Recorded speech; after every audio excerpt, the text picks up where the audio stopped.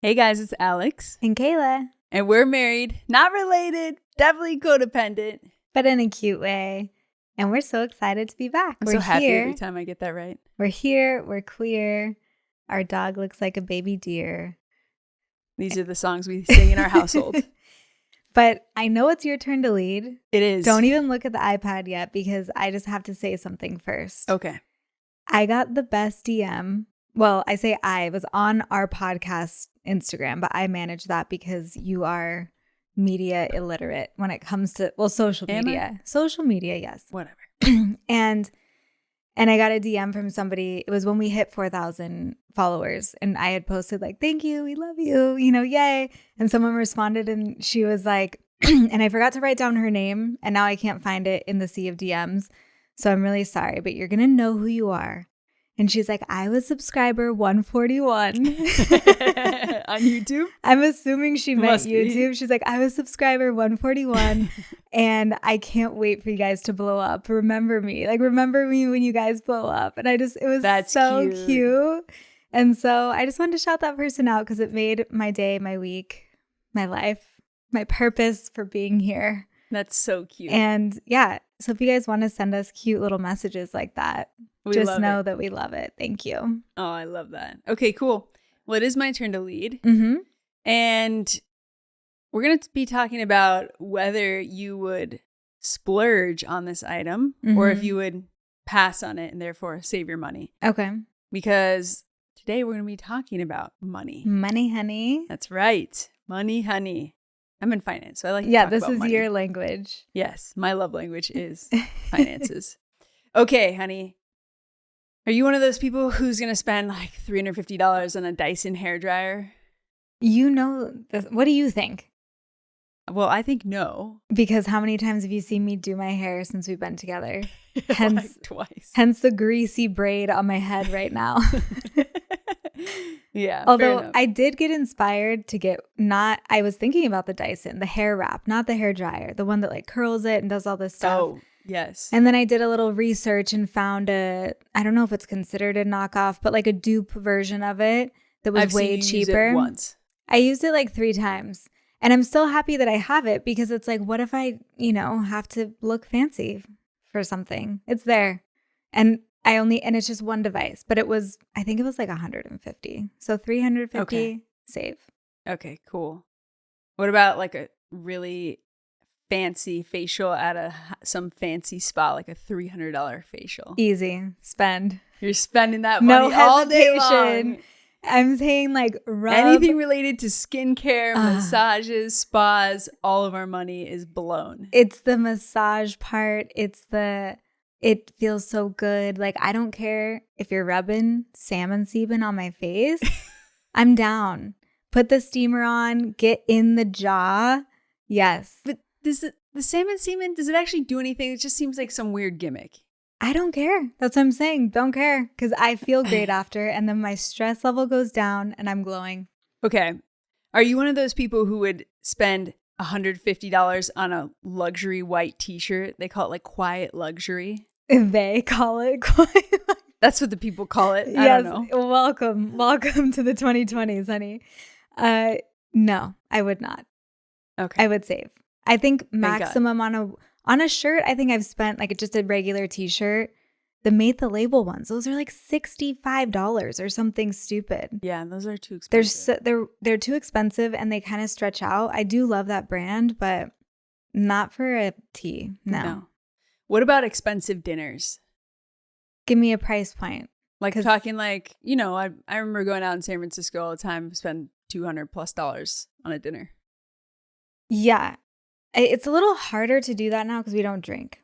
It's kind of hard to rack up the bill that high. We don't go out to dinner, so how are you even saying yes to this? I didn't say yes. Okay. What are you talking about? The word yes question never Answer came out. My way. I'm just saying I would be open to it maybe not if it was just me and you, but if it was like part of a whole vibe of people and it had to be something. You wouldn't be opposed, but no. It's not something you're doing regularly. Like every Friday night going out and spending $200 on dinner. But even if we host dinner at our house and cook, it can cost for a group of people. Yeah, So that's it's a great point. We'd rather have people over at our house and we'll cook a meal that may cost just as much, $300 for 12 people or something. Yeah. And I like spending money on food if it's the vibe. But if it's just me and you, I'm like, let's go get tacos, you know? Fair enough. Okay. What about like a $3,000 designer handbag? Honey, you know the answer is yes. And you are the one cock blocking me from this happening. Why? How am I preventing this? Because you say no all the time. No. Yeah, because we need to invest our money. Okay. You have enough purses. Well, that's false. But And you're the one who's always trying to say, but my handbag collection is an investment. I'm like, no, it's not. No. I've never tried to claim that because we know how hard I wear things. But can I tell the story about the purse last week? Yes. How I tell the story. You have my permission. Okay. Well, I don't know. You seem very in control right now. So I left my purse in my shopping cart last week and didn't realize till I got home, which was about 20 minutes later. And the purse, I had nothing of value in the purse. I had eye drops, lip gloss, not even my wallet was in there. But the purse itself, extremely expensive and also just very sentimental because we got it in Paris and it was like during IVF. I don't know, like it just was such a core memory. I was so sad. I raced back to the store. They're like, no one's turned in a purse. And I was like, I mean, of course, why would they? And I was trying not to cry. I'm like, can I just leave my contact just in case? They're like, yeah, sure. Even though they're like, no one is going to turn this person. Okay. And when I was still in the parking lot getting ready to pull out, I'd already called you crying. You didn't answer. I'm in San Francisco for work and I'm just like, what is happening? I'm getting so many text messages, phone calls. Like, you're freaking out. Called you one time and then I texted you and said something really bad happened. And then I said, I left my bag in the purse. And then I texted again and said, the saddlebag. So you knew which one I was talking about. And then they called me and someone returned it. You can thank your lucky stars. But I was so scared to tell you because I wouldn't have been upset. It's just, I would have been really sad for you. I know. But this is in relation to the topic today. This is why I'm sharing this story, is that I was scared to tell. I knew you weren't going to be mad at me, but like I wanted you to be mad at me because it was like my fault. Punish me. Yes.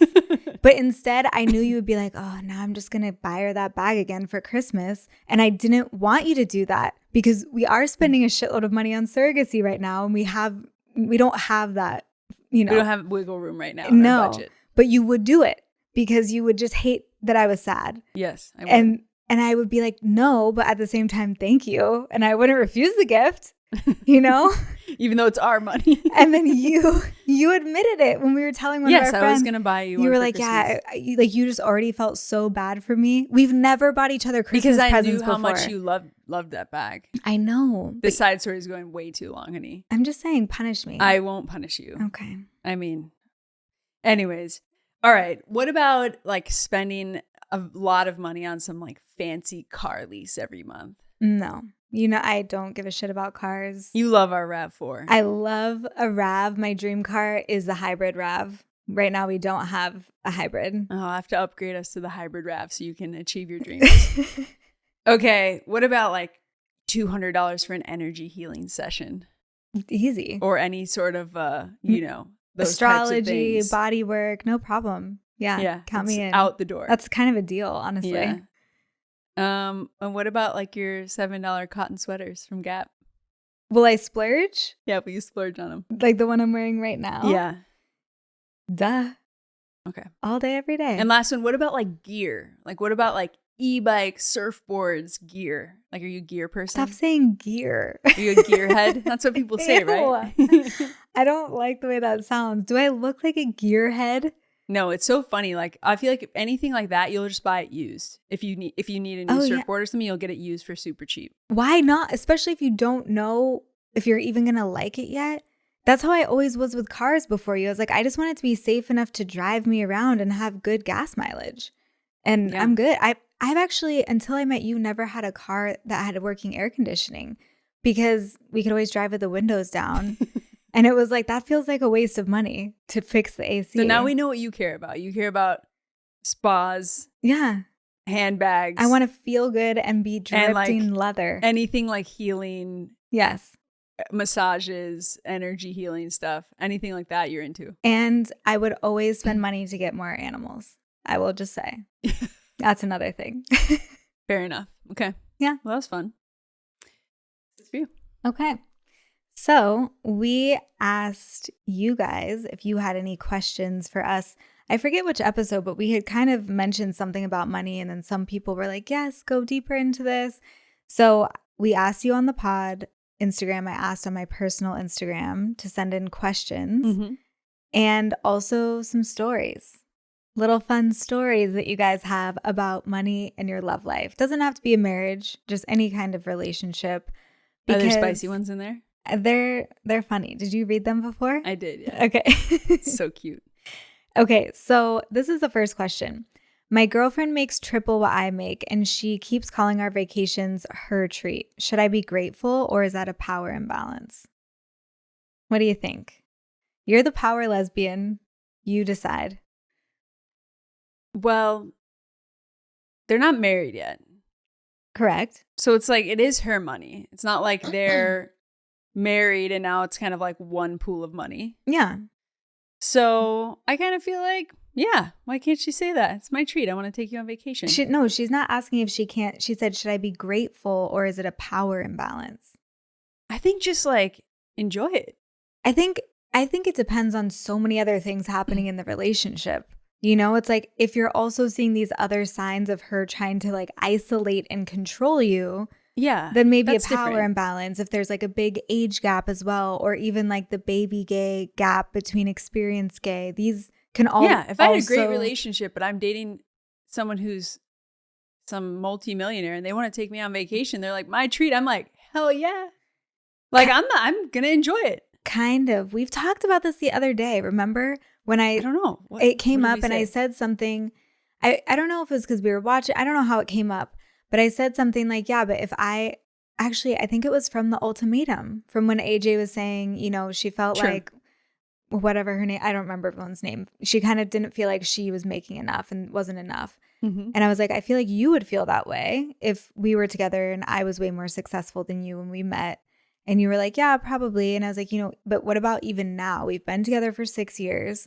If I was making significant, like so much more than you that you didn't need to work. That's different than what we're talking about, though. No, that's like, how do you feel in the relationship making more or less money than the other person? I know. And for me, I feel like it's my role to be the provider in general. So like I come into that with any relationship that I'd enter. So if I wasn't in that role, I think it would make me feel a little uncomfortable. But in this situation of like, this person's making more money than me, and assuming you guys are happy and there's no other weird control things, I'd be like, yeah, cool. Take me on vacation. That sounds amazing. But just vacation. At some point you would probably, because what you had said was if I was dating some multimillionaire and she wanted to take me on vacation, you'd be stoked. Yeah. But is that different if you were married to that person? Would you feel inferior? I know that's not what they're asking, but I'm just asking you.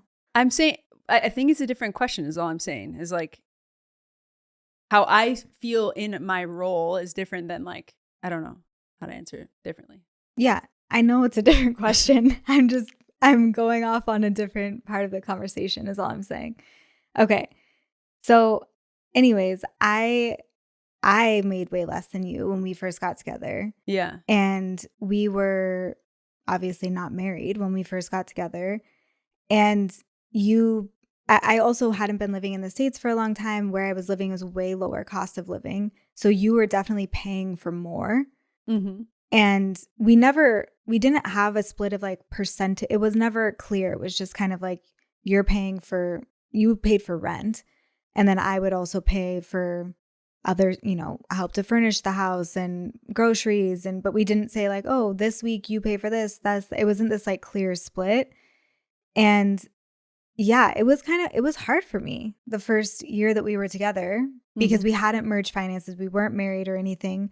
And it was this feeling of like, oh, I want to be giving more, contributing more, but at the same time, still being cognizant of my own, you know, financial health. And you never pressured me or anything, but I can understand what this person is saying where it didn't feel like a power imbalance, but sometimes it felt hard to be grateful not because I wasn't grateful, but because maybe it's like you feel embarrassed or bad. Yeah. I think it depends where you are in the stage of your relationship. It's like if you're newer in a relationship and you're not living together, or even if you're into the relationship but you're not living together, it's like you're not splitting your finances in general. Like whether it be proportionally or however you choose to do that, you're just in a relationship. And so if one person is making less money and they're unable to go on a vacation with their partner unless they pay for it, and their partner is willing to pay for you to go on it, I'm like, more to you. I think once you're actually in the relationship and then it's figuring out like how you want to allocate your money together, I think then a lot of other questions kind of come into play. But yeah, I think that makes sense. Like, of trying to understand for you, like, how does it feel to be in that receiving role and whether or not you feel comfortable? Because I think, lots of people feel different ways about kind of like receiving that. Exactly. And I would say the only other thing to look out for is, if somebody's like, oh, I got you, but then they kind of hold it over your head or remind you, then that's a red, if on the vacation, she's like, well, I paid for it, so we're doing it my way. And then it feels like they're trying to assert control in other ways. Yeah. And whether that's a vacation or any kind of gift, if it stops feeling like a gift and more like shackles in some way, then that does not feel good. A red flag. But if they're really just kind of bougie and they're like, we want to ball out and we want you to come with us, then enjoy. I would say enjoy it. Yeah. Okay, my wife wants to merge our bank accounts, but I'm secretly terrified she'll see how much I spend on skincare. Is that a red flag or normal? I'm pretty sure you did this when we first merged. You were all nervous and kept your own little credit card so I couldn't see all the little things you were buying. That's not true at all. No, really what happened was when we merged finances. I still have my own accounts. Like, use this credit card. This is our credit card that we use for everything. And then you would feel guilty anytime you had a big purchase. And so you wouldn't put that on our credit card because you didn't want me to have to pay for it. Or like for us to be paying for it. You'd have like your own secret little bucket of money and like your own little credit card because you felt so guilty, which I thought was so funny. It was a struggle for me. That's what I was saying. But it was also, I kept my own accounts just to not close. Like, it was kind of just like a pain to close them. Yeah. And when like everything is already linked to, so it started like that of just, I'm just going to keep them open. I'll keep some money in it. And then as some of my income streams were growing anyways, I was having more money going into these accounts. And yeah, like it wasn't that I was like, oh, she's going to judge me. She's going to get mad at me. It wasn't like that, but it was more, I felt really guilty about spending our money knowing that you were making more than me. Because then it felt like our money was more valuable to me because it wasn't mine, even though you never made me feel that way. I was like, honey, use the credit card. Like, what are you doing? You'd be like, I'm getting Botox, and then I'd never see it charged. You'd be like, I used my own credit card. I'm like, everything goes onto one credit card. What are you doing?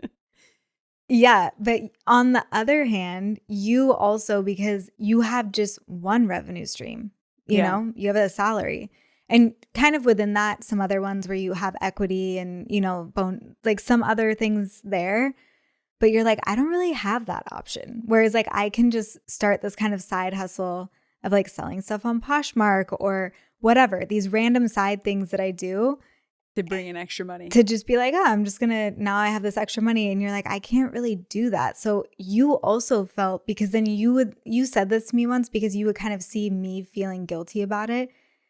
In some ways, then it made you also feel guilty about spending on that same stuff, because then you're like, but I don't have these random reserves that I can just cover it. Yeah. Yeah. All my money goes to us, to all of our bills. Yeah. 100% of our like living and whereas like if I want bills. to do if I want the $3,000 handbag, I can just do some random side hustle and do that because that money isn't allocated in our budget already. And that kind of didn't make you feel good either. No. But because then you got all the fun money and I had none. I know, but we figured it out. Okay, I think we should tell them how we figured it out. How? What do you mean, how? What is wrong with you? You tell them. Why should I explain the spreadsheet? I've never made a spreadsheet in my life. And you want me to explain it? Okay, she's mute. Okay. You should just suddenly got so shy. What is happening? I don't know. You can go ahead and I'll add to it. So we made, I say we very loosely, I contributed verbally and you made it. And we made a spreadsheet that was just, it's everything. It's like all of the stuff that we have to spend on our fixed spending, rent, utilities, blah, blah, blah, blah, blah. Groceries, gas, all of that kind of stuff. And then we also had our kind of fun money, you know, call it whatever you want to call it. And because this was also something we didn't like fight about, but we would sort of like bitch at each other about, where you really like to spend on eating out. Yeah. And less so now, but at the time you were eating out almost for every lunch. Most meals you would order delivery. I would do like 5 days a week. I'd get something. Yeah. And I would be like, God, why? And keep in mind at this time, we were actually pretty stressed financially because we had just put all of our money into building our property, building our resort, and also took out $100,000 loan to do that. It was a rough time. Okay. And spent all of our money, but we had to do that because we were halfway through construction, and if you stop in the middle, then it's just going to be worse. The jungle is going to take over and it's going to be more expensive. So we were like, okay, cool. We're cutting any excess costs and putting everything into paying back this loan. I will say, how fast did we pay back the loan? I think it was 5 months. We crushed it. We were very dedicated we saved a lot of money and we earned some extra money and we did everything we could. Everything. So scrappy. Yeah. But so when you were, like if you would order food or something, I'd be like, why are you ordering lunch? You know, because even something like that could be $20 that we could be putting on the loan. And I'd be like, why are you spending all of our money at the med spa and on skincare products? Exactly. So we realized we had different, even though we might spend the same amount of money on things, we just spent it differently. We prioritize our money differently. Yeah. And that's okay. That's what we decided. We said, okay, that's fine. And also here's what you get to spend every month. Here's what I get to spend every month. And then obviously like, here's all the core things we have to spend every month. But you decide how you want to spend your allowance essentially. Exactly. And I like that too, because I've always also created budgets for myself. Huh.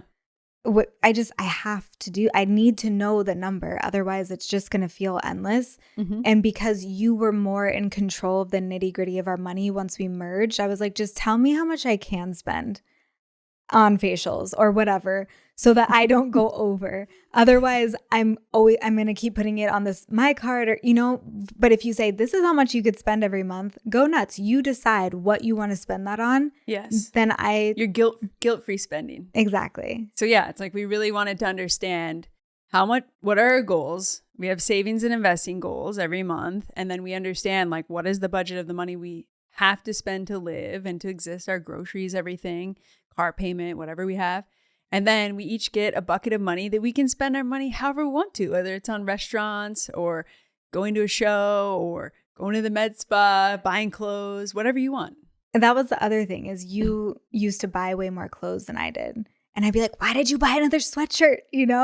We should be saving money. But you're within the budget. It really eliminates a lot of the conflict because it's like you don't have to be irritated with me. It's like that's how I chose to spend my money. What I will say is important, and I think the reason it worked for us is because we trust each other, though. Yeah. Because if you don't have trust in your relationship, you can set up a budget and be like, here's how much you have every month. Spend it on however and whatever you want.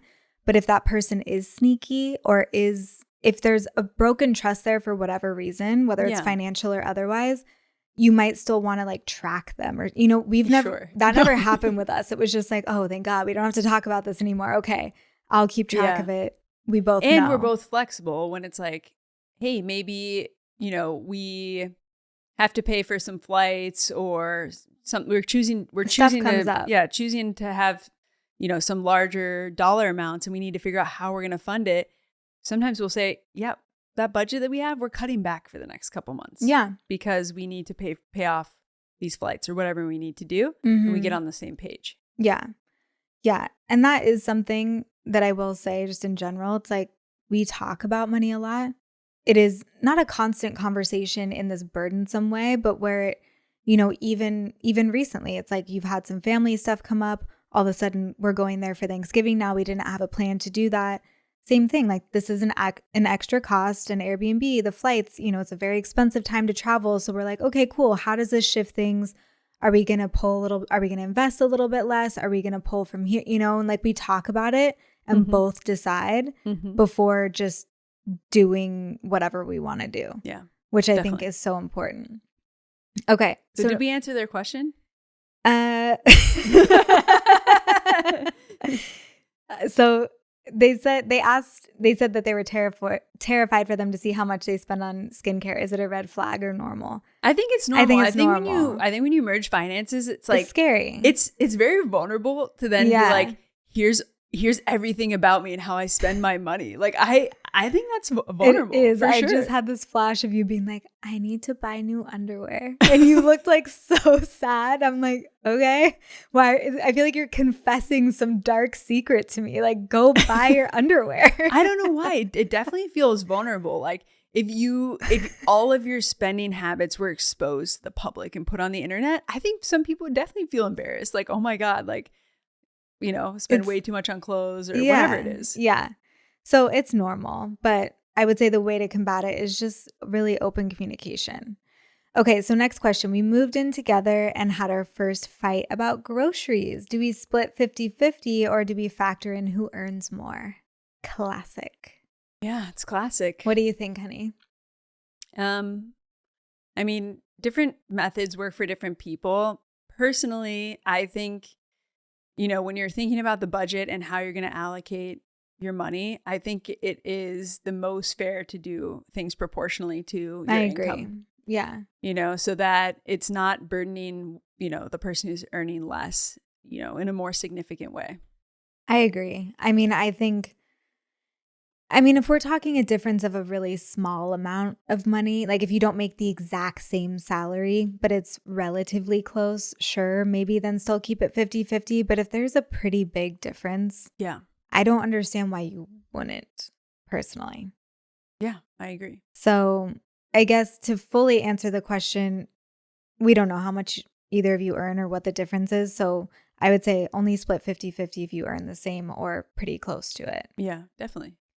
Okay, my partner insists on Venmo-requesting me for every single coffee she buys me. Is this love or an accounting internship?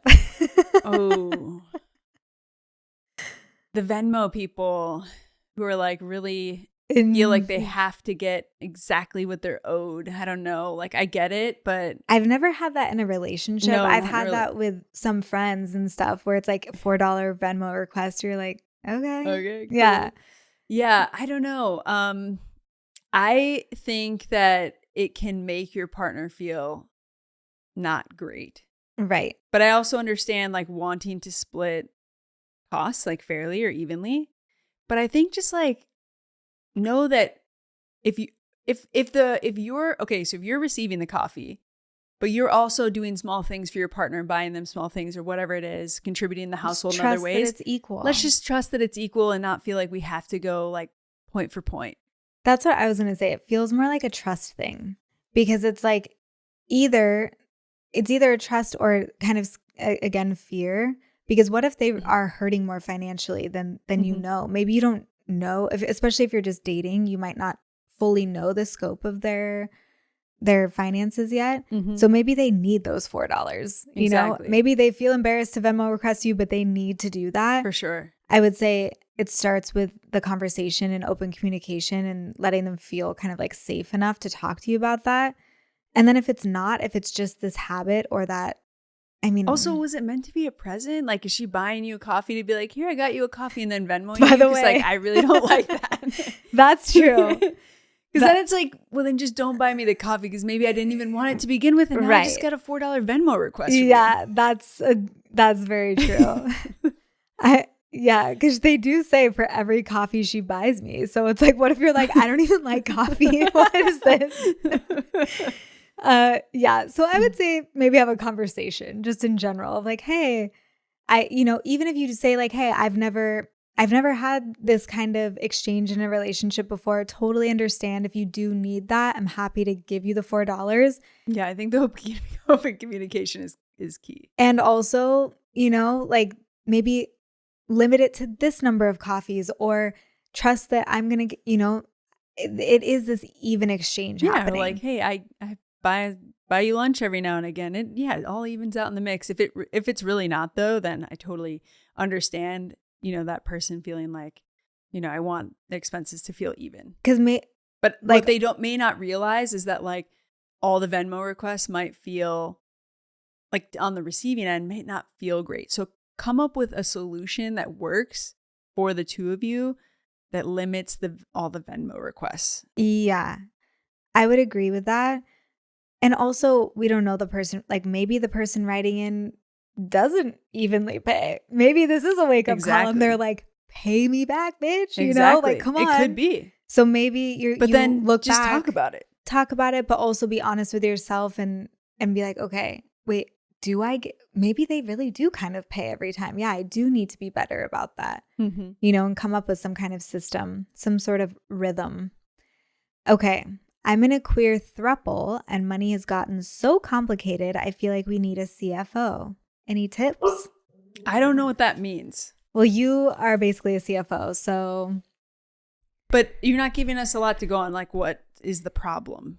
I'm assuming it's probably because there's so many moving pieces. Like we said, it's already scary enough to merge finances with one person. Right. Because people have different spending habits, different preferences, but introducing now a third person, it's just making it more. If you're in a throuple and you guys all live together and so therefore want to be consolidating expenses in some way, then what I would say is have an account where everybody contributes to. You guys decide like, what is it? So maybe it's like for all your groceries, dinners, whatever, contribute to a central fund and then just all pay out of that. Like, that's a good idea. for the central things that you are doing together. Yeah. That's what I would probably say. And the contribution would be based again on percentage. Proportionally. Okay. Yeah, that's a good idea. And then you can, that doesn't mean like do that for every single thing, but if it's like, hey, we're going to pay for, like going out to dinners together or groceries or whatever, we're going to all put it into one pot and then, we'll use that card for that. Because what if they don't live together? I feel like that's the most helpful for bills. And when when you're living together, you have the most shared expenses. But if you're just dating, I feel like it's a little harder to open a bank account.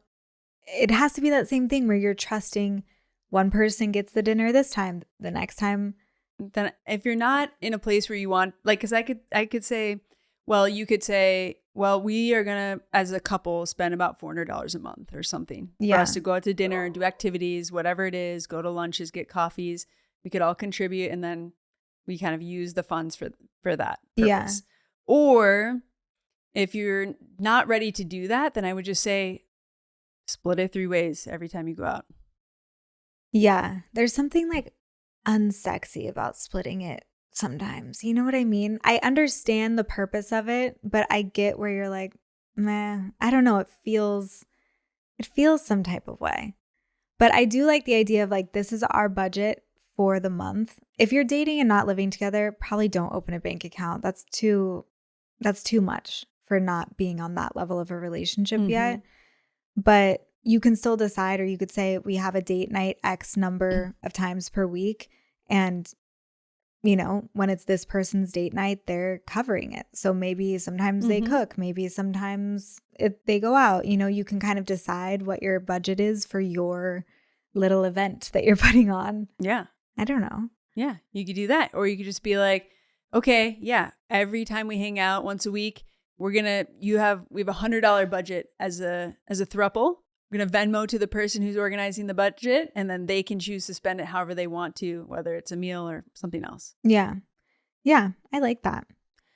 Okay, so here's a couple of stories. I did want to have some time to get to the stories. We had other questions come in, but I picked the ones that I thought were the best. Okay. So also, by the way, please always submit us questions and stories because they are so fun for us to read.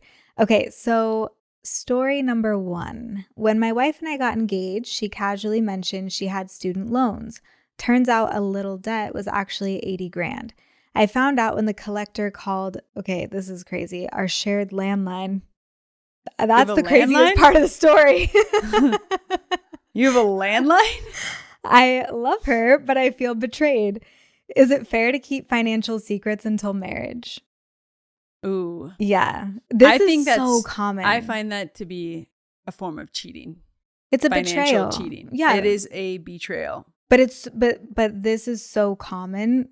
The student loans, or it could just be any kind credit of card debt, any kind of debt. Lots of different. There's usually a lot of shame. Or maybe you found out that they have a really bad credit score for some reason. There's a lot of things that you may not know that could pop up.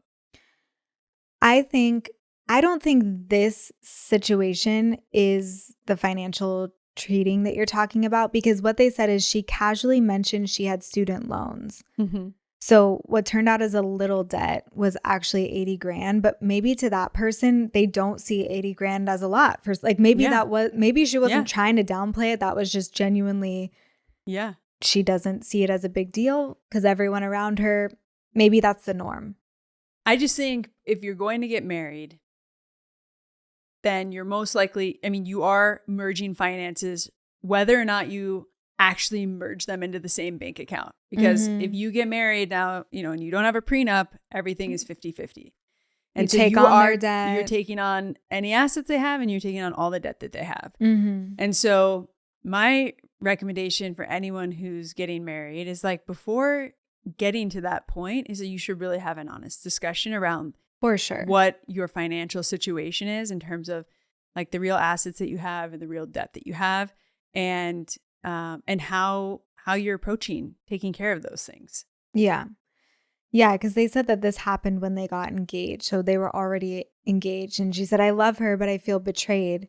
Or I'm just assuming this is a woman. I guess I don't know. Is it fair to keep financial secrets until marriage? So, I think that the key component that you're saying, though, it needs to be an open conversation. If you asked her and she lied about it, that would be that betrayal, kind of cheating. And I can still understand why you feel betrayed. If you feel that way, your feelings are valid, but it's just like, she didn't lie. But if the conversation was never brought up at all, of course it is perhaps more her responsibility to disclose that before. Mm-hmm. But if neither of you took that initiative to talk about finances, then like, when was she going to kind of put that out there pre-proposal? Exactly. I think it's one of those things you really need to sit down and talk about. It's like, go over your budget, go over the assets you do have, go over the debt you have, like figure out a plan. Like if you're going to get married, you need to start acting like a team. And so you need to like sit down and have those conversations and put everything out on the table. Otherwise, I think what most people do is probably what this couple did is, like, yeah, I've got some debt, but like no big deal, or I don't want to like go into it. And it's easy to kind of like hide behind those things or not fully express your personal situation because maybe it does feel vulnerable or you're embarrassed or whatever it is. But ultimately, both people should really know what they're signing up for. But I'm just trying to think, before we got engaged, I know we merged finances right before we actually got engaged. So, but even before that point of merging, I don't think we both knew that the other one didn't have debt. So that was never something to disclose. You didn't know how much in terms of assets I had. I never fully told you. And you didn't know how much I made. Like, we didn't talk about specifics of like, this is how much I make and this is how much you make. We actually didn't know that. I think you did know how much I made, but you didn't know how much I had my investments or my 401k or anything like that, because I felt like what was more important was that neither of us had debt. Right. And the asset piece was just going to be a bonus. Do you know what I mean? So. Yeah. I don't know. I just was thinking about that. Like, we didn't talk super specifics, but I think part of it too was we had been living together for a year. So it was like, we had been observing each other's kind of like spending habits and it's like we already saw the priorities. There weren't any major red flags that was like, whoa, why is she behaving this way with money? To where we needed to have those conversations. But I think they kind of actually came up more after, now that I'm thinking about it. So ideally you can have them before, but I also do understand if it doesn't happen before the engagement. But definitely in that engagement period, for sure, money is so important to talk about. And I don't know, I feel like this is kind of important to share. You know how it's like we talk about the future a lot in relation to money, but then it's like if you're so living in the future that you can't enjoy the present, how do we kind of find that balance? I think that that's maybe something interesting to share. What do you think?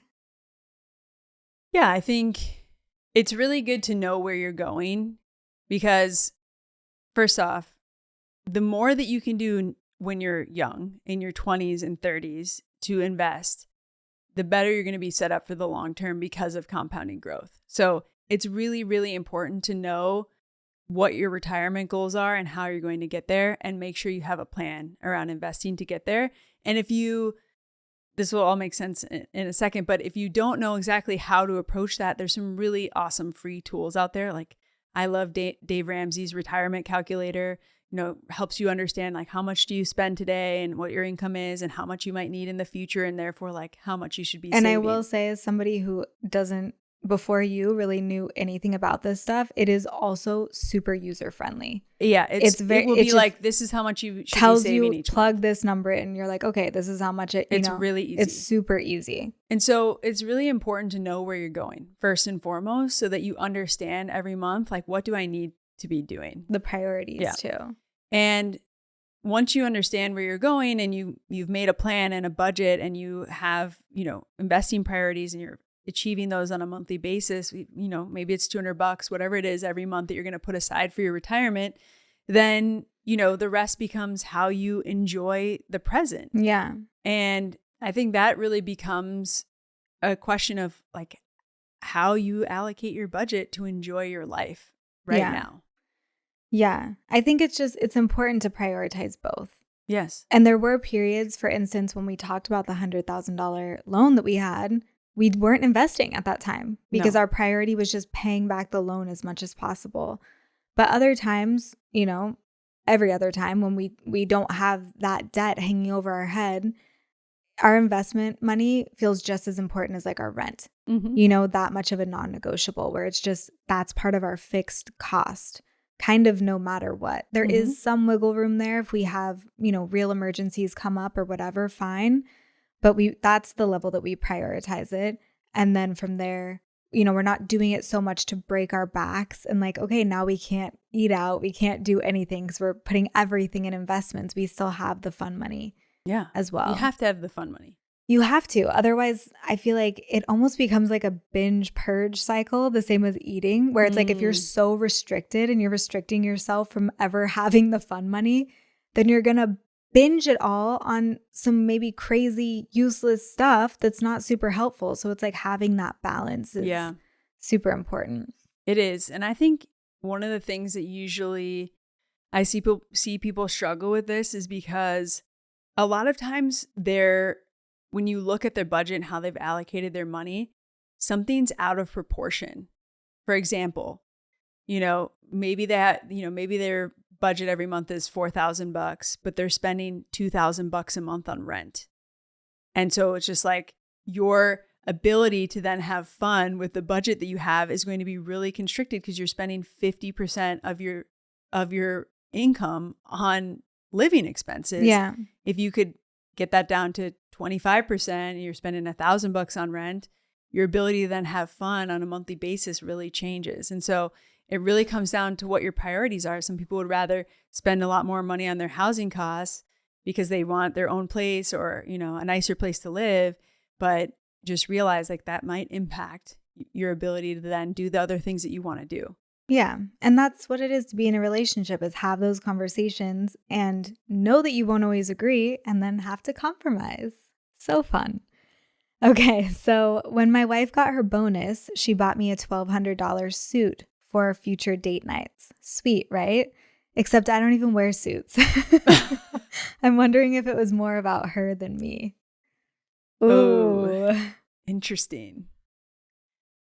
I mean, my initial sense is like, oh, she probably wanted to get you something nice and like just maybe missed the mark on what you actually would have wanted. Like maybe you're like my wife and be like, I would have rather had a purse for that instead, Yeah. But thank you. And that's hard because like the person's trying to give you something really nice and it's maybe not like the way you would have used the money either. Yeah. Which is really hard. I feel like probably the feeling that is worse is just like, you don't even know me well enough to know I don't wear suits. Like, that's the kind of crazy part.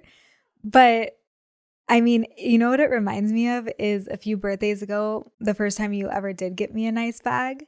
Remember? Oh, yeah. And it was super expensive and everything. And you're like, you know, actually, it showed up with like what looked like a poop stain on the side of it. I don't even know how this happened. I ordered it from like Bergdorf's or something, or Barney's. Something like that. And it literally looked like poop was smeared on the side of the bag. It was so sad. I was like, what? And you were like, you know, so we knew we were going to have to exchange it regardless because of the type of like, I didn't want to try to get that out. But I was like, I don't know if this is the bag I would have chosen. And you were very much like, get the one you want. Because you're like, I was literally the blind leading the blind. Like, I don't know how to pick out a bag. I don't know what you want. I was like, here's the budget I had. Exactly. Let's go to the store and you can get whatever you want. Yeah. Yeah. So that's what I'm saying about like the trust factor. You have to have that trust, that security, that openness in your communication. Yeah. So that like you didn't feel bad about it. You were the one that was you felt worse about the poop stain. I did. I was so disappointed. But it's like I think it's great because it's just like, I think you could just say like, I love the gesture. Like, this is so nice. I don't know that I will wear this. Yeah. Because I'm not a suit person. But like, I really would love to maybe get something else that I would really use for our date night. Yeah. Yeah. If that's the thing, if she, you know, if that was kind of like the focus. But I think that's more what it comes to. It's just like being able to have that. Because I know there's like a lot of people talk about this with engagement rings as well, where they're like, I don't like it.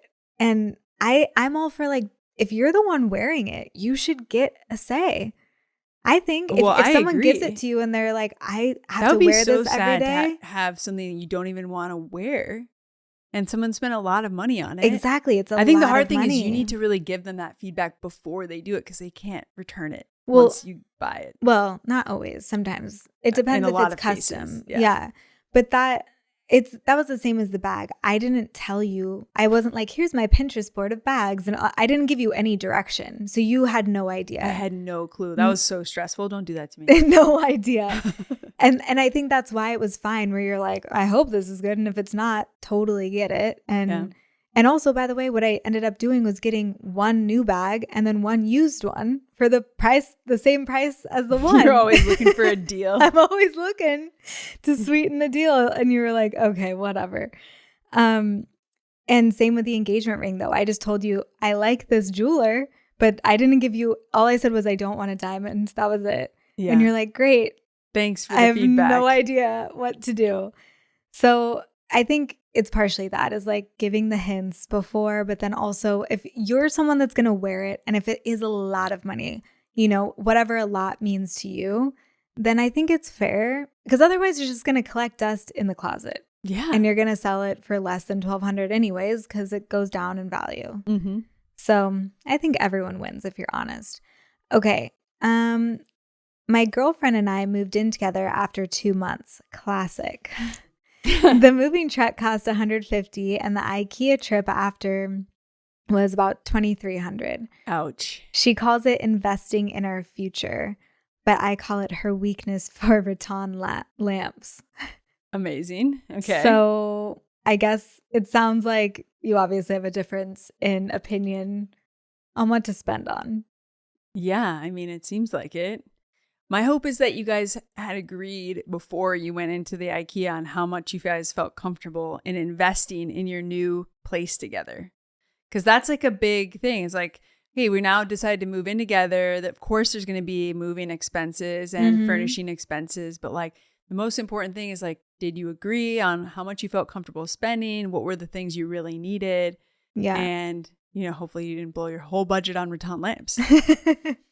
I'm kind of down for a rattan lamp. So, but yeah, I think that's the thing, is I'm like, okay, it's not super clear.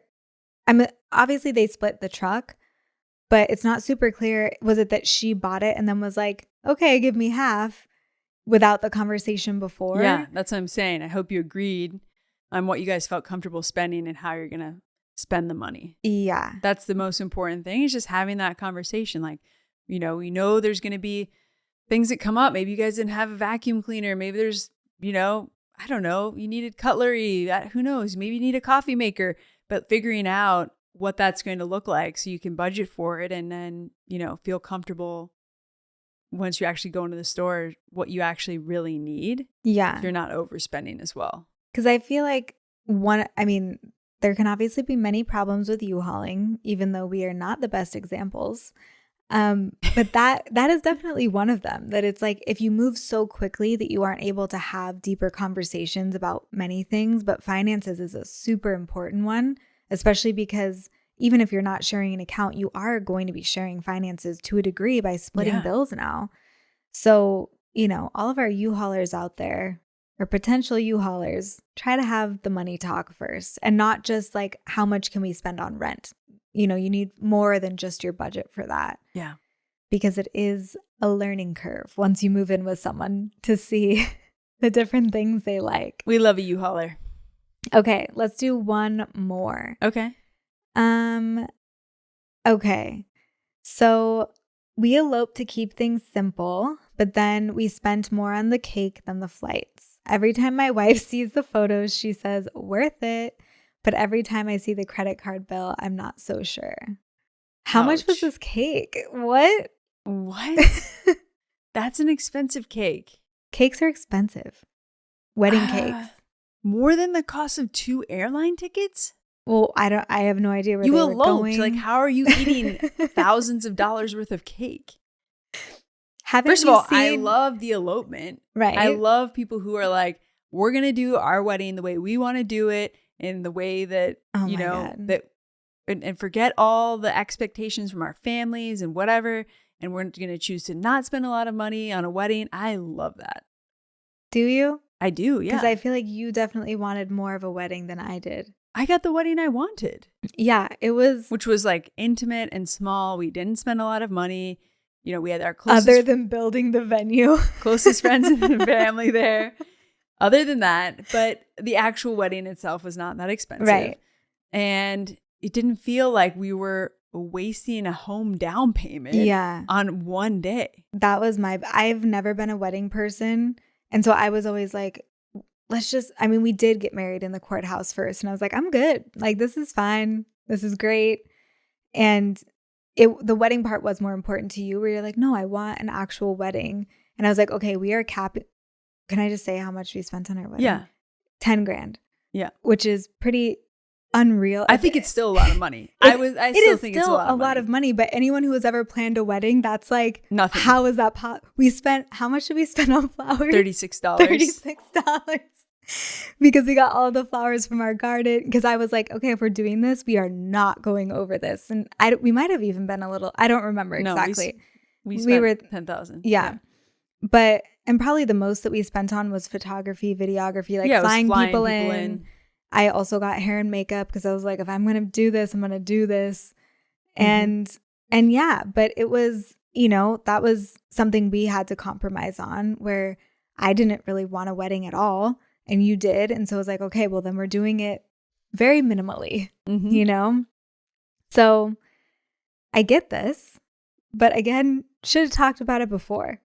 Right? Yeah. Also, it's like, if you're choosing to put your wedding on a credit card, I totally understand, because it's so expensive, and, a lot of people don't have money saved for weddings. Like, if you're choosing to elope and then putting a bunch of money on a credit card for a cake, I just think it feels like it might not be aligned with your priorities. What do you mean? Meaning that, we would have put it on a credit card. But then we would have paid it off. Yeah, no, but now you're looking at your credit card statement every month because like you're paying off the cake that you never really wanted. Like, you guys should have been aligned on that, and because it doesn't seem like it was aligned with your priorities, and now it's sitting on your credit card. Well, my other question is, maybe they did have they probably had a conversation about it before. I'm sure that the wife came home and said, I want this cake. And you were like, okay. But then it's like, if you're going to say okay and give the permission, then give it all the way. Yeah. Don't do it in a way where you have this resentment after. 100%. That's a great point. Because that's not healthy for either of you. Like, that's not going Yeah. to feel good for either person. Yeah. And can we just normalize couples choosing to do weddings in their own unique way that reflects them as a couple and doesn't follow kind of this rule of, you know, having these big events where all of these people have to come and you spend $100,000. Like, I was just talking to a friend, a coworker actually, who was telling me that they're getting married at the courthouse. And so like just their family is coming to the courthouse piece of it. But then they like the way that they wanted to make it unique and special is that they're big foodies. Mm-hmm. Okay. And so they're going to this like five-star restaurants, like a Michelin restaurant. And they're inviting like their closest, like, I don't know, 30 friends, doing a 5-course meal. And then afterwards they're like going out dancing or something. And then they're going on this trip right after. And for them, that's like exactly what they wanted for their wedding. And they don't have to spend this crazy amount of money. They can afford it. They get to go on like their bucket list trip after. And everybody still gets to celebrate them. Like they're just so excited about it. And I love couples who choose to do unique things that doesn't break the bank because they feel like they have to do this traditional wedding. Yeah. Especially if you feel like you're doing it for someone else, which it's usually like your parents, your grandparents, or and I know there's like so many cultural things that come into play there too. So it can be very complicated. But yeah, it is one of those things that you're like, it's allowed to be about us and what we want. And I think also just normalizing the bride or the brides who don't give a shit about weddings, because we're out there and you, like me, you might order your dress. You don't go in and try dresses on. And I never got it hemmed. And it might have been falling off of me all night. And that's fine. Yeah, you never got it hemmed. You didn't get it tailored. No. Nothing. And I paid for that in a bad way. And then I knew I wanted a second dress for the reception. And I got it for $30 in Bali at a boutique. I was like, amazing. It'll do. You know? Perfect. And you looked great. So it's just like, you know, let people do what feels good for them. It's like really about obviously celebrating the love and also starting a life together. And you don't want to start your life together in debt, paying off your wedding. Amen. I assume. Do you think we did good? Do you have any other nuggets of wisdom to leave people before we get into who's the problem? No, I think we hit a lot of the most important things. Yeah. I mean, I'm sure this will only create more questions. And if you have more questions for us, feel free to send them in. Honey, I see your who's the problem. Would you like to explain it? Okay. So it's dark. My who's the problem is every year when tax season rolls around, death. I feel so anxious because when I was a single person and I could do my taxes via TurboTax, I loved tax season. It was so easy. It's just like, who loves tax season? Well, I would always get a return. Okay. And so it was like, here's my W-2. I just like, it imports into the system. It tells me exactly how much I have to pay. I don't feel like I'm about to commit a felony, right? When I'm doing this. And wow, I just got $2,000 back. Like, this is amazing. This sounds like you're bragging. Okay, since we've gotten married, you have your own businesses. Now we have our own businesses together, and we have like an international business. We have an international business. We have equity from my company. Different stocks. So complex. Bought a house, sold a house. Single year, I feel like I have just committed a felony, even though I use a tax professional. It's so and scary. I feel so scared that every year that the IRS is going to come after me. It's so stressful. Because sometimes they do. And sometimes they're like, hi, you owe us $60,000. Yes. And then it's really stressful. And then now you're working with the IRS to be like, now I'm audited and now I have to explain. And I'm like, it's so stressful. And I don't understand why the tax code is so crazy that they're literally having normal people who just want to pay their taxes commit felonies on a regular basis. But you're also not even a normal person in the sense your brain is a spreadsheet. So you understand numbers way more than the average normal person, and it's even still hard for you. Can I just say that if you are listening and watching this, IRS, I want to pay you money. I'm not trying to avoid, but please, like, make it easier for us. No, it's honestly our accountant's fault. They are the problem, and that's why we got a new one, because she'd be like, oops, Yeah, I missed that. And we're like, what? That's your job. Sometimes it's my fault though. Sometimes I make a mistake and I'm like, oh, I didn't realize you needed this document. And it's so sometimes it's also been your employer's complicated. fault. Yes, exactly. Because we also have moved states. So there's been different tax, it's less complicated now. No, it's not. It's still complicated. And I'm trying to not go to jail for my taxes. Like, here, you can have my money. Please make it simpler. So it's either the IRS being the problem or us? I think it's the IRS has made the tax code. But those are the two options. Yeah, I think the tax code's the problem and not us. Yeah, but you tell me, maybe we are doing a bad job putting together our taxes. I don't know. I feel like it needs to be simpler. I blame the government. I think that's pretty easy. Okay, I'm going to take a turn from money and just talk about you for a moment. No. Why? Because you don't ever leave this house. And I leave the house. I would like it if you left sometimes. Today I went to the post office for 20 minutes. It was a big moment. It was a big moment for you because you went to New York a few weeks ago. And then I went to San Francisco. Yes, these are for business trips. These are business trips. And I'm like, it's so nice to just have the house to myself. We both work from home. We're home a lot, and that's fine. And we love spending time together. I leave the house every single day. Where did you go today? The day's not over. You haven't gone anywhere. And I've been out multiple times. I usually leave the house every single day, multiple times. And it's just nice to have the house to yourself. I really like having the house to myself. You should leave more often. Exactly. And so you never leave because you're just like, if I stay here long enough, she'll leave. And I said to you when you got back from New York, I was like, can you please try to leave more? And you're like, I leave all the time. I'm like, no, you literally go to the grocery store once a week. We have ClassPass. You stopped going. The only class you go to is with me. Yeah, on the weekend. I downgraded my ClassPass. We go to Pilates once a week together. You used to go to two classes a week. You don't even do that anymore. It was a waste of money. I downgraded. Get that shit-eating grin off your face. Didn't fit in my budget. So I think it's clear who the problem is, but I guess I could also be the problem for wanting my wife to leave once in a while. I'm not talking about extended periods of time. I'm just saying go. I did see. Take an F45 class. Your friend Morgan, her and her wife, they do this thing where we're not going to do this, but I thought it was cute what they do. One day a week, Great. Morgan leaves the house for the whole day. So Shauna has the house to herself. And then a different day during the week, they reverse it so that they each get one full day where they have the house to themselves. We're not going to do that.